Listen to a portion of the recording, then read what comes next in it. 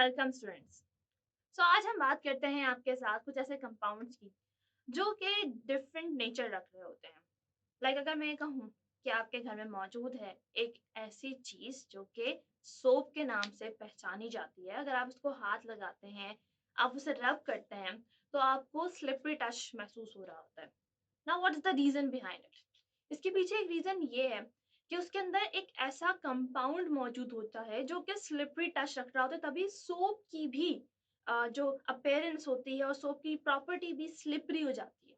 ठीक है, अब वो है कौन सा कंपाउंड जो इस तरह की नेचर रख रहा होता है? वो है बेसिकली बेसिस। बेसिस होती हैं ऐसे कंपाउंड्स जो कि स्लिपरी टच रख रहे हो।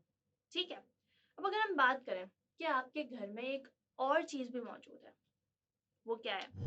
किचन। किचन में होता है मौजूद सिरका, जिसे हम विनेगर के नाम से जानते हैं।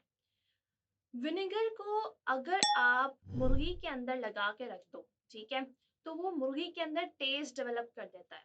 ठीक है, और उस विनेगर के अंदर असल में बेसिकली होता क्या है?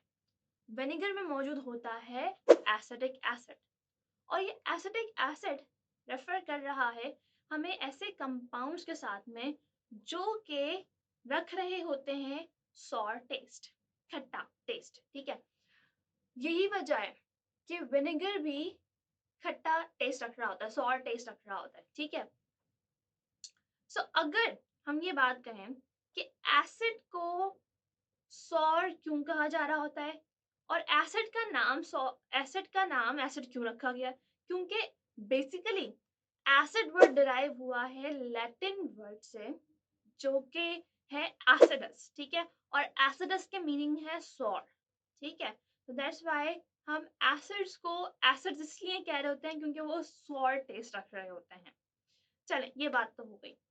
अब हम पुराने ज़माने की बात करें तो पहले तो हम इन तमाम चीज़ों को जानते थे, लेकिन कैटेगराइज नहीं किया गया था। मतलब 15 सेंचुरी में अगर आप जाते हो तो 15 सेंचुरी में एसिड्स के बारे में ये पूरी नॉलेज दी गई।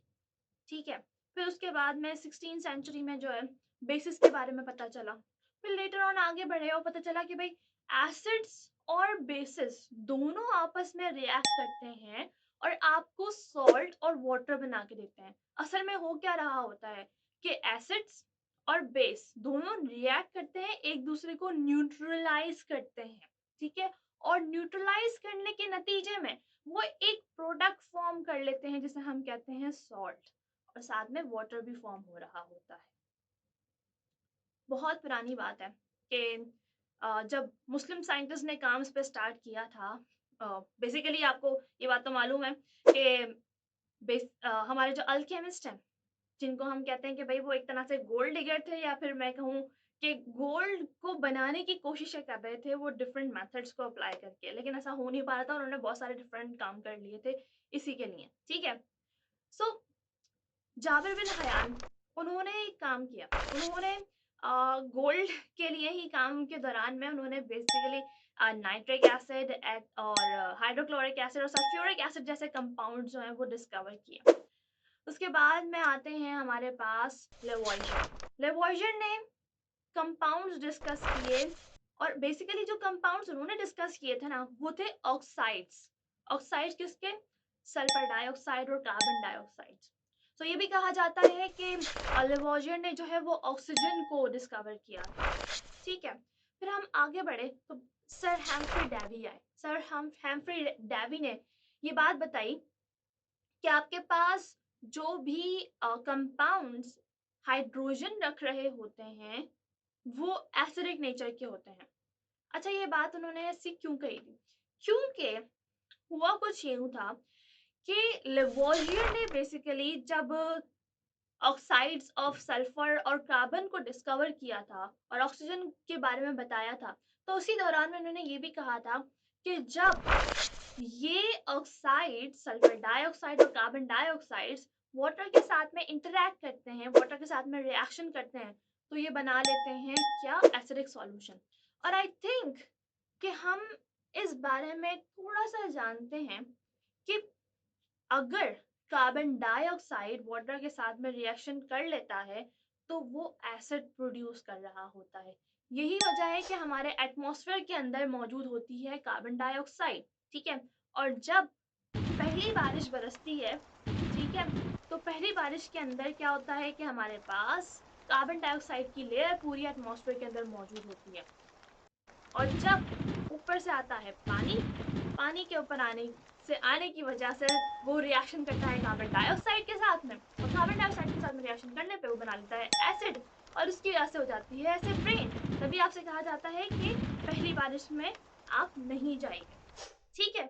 और वही रीजन बनता है किस चीज के लिए, जो हमारे मुजस्मे रखे हुए हैं, हमारे मतलब हमारी दुनिया के अंदर जितने भी मुजस्मे रखे हुए हैं, उन सब का जो कलर फेड हुआ है ना, उसके पीछे रीजन यही है, एसिड रेन। क्योंकि ऊपर से एसिड आ रहा होता है, ठीक है, एसिड आ रहा होता है, और हमारे जो कंपाउंड्स होते हैं, जो मुजस्मों के अंदर यूज किए जा रहे होते हैं, स्टैचूज के अंदर यूज किए जा रहे होते हैं, वो कैल्शियम कार्बोनेट रख रहे होते हैं। तो एसिड्स और कैल्शियम कार्बोनेट रिएक्शन करते हैं और वो डिजोल्व सॉल्ट्स बना लेते हैं, ठीक है। सो ये तो कुछ इंफॉर्मेशन थी एसिड, बेसिस और सॉल्ट को इंट्रोड्यूस करवाने के लिए। हम आपसे फर्दर ऑन आगे जाके लेक्चर्स में डिस्कस करेंगे इस तरह के बहुत सारे कंपाउंड्स और उनकी थ्योरीज को, जो कि हमें एसिड, बेसिस और सॉल्ट्स के बारे में कैटेगराइज करने में हेल्प आउट करती हैं और समझने में मदद देती हैं कि क्यों एसिड को एसिड कहा जाता है और कौन सी स्पीशी किस बेस पे एसिड, बेस या सॉल्ट कहलाती है। तो हम आपसे मिलेंगे अब नेक्स्ट वीडियो लेक्चर में। अपना बहुत ख्याल रखिएगा। अल्लाह हाफिज।